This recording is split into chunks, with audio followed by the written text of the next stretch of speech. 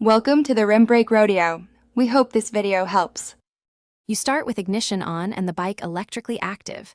This powers the Bluetooth module. Next, open your phone's Bluetooth settings and make it discoverable so the module can find it. If the bike has a dedicated audio or helmet intercom module, make sure it's powered and in pairing mode, often a long press of the module button. Once done, watch for a blinking indicator on the module.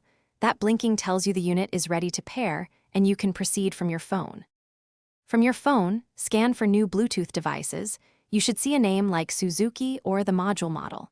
Tap it to connect, and if prompted, enter the PIN. Try 0000 or 1234, or accept the pairing request. Make sure you grant permissions for calls and media so audio routes correctly. This ensures turn-by-turn directions and phone calls work through the module. Once paired, the module typically announces connection or shows a steady LED. Verify by playing a short audio clip or calling to confirm sound through the helmet or speaker.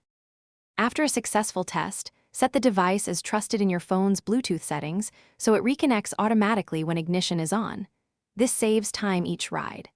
If it won't connect, restart both the phone and the bike module. Power cycles clear temporary conflicts.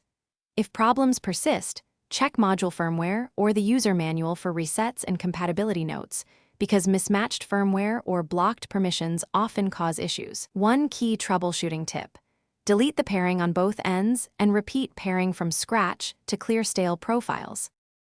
Thanks for watching. Consider subscribing if we helped you.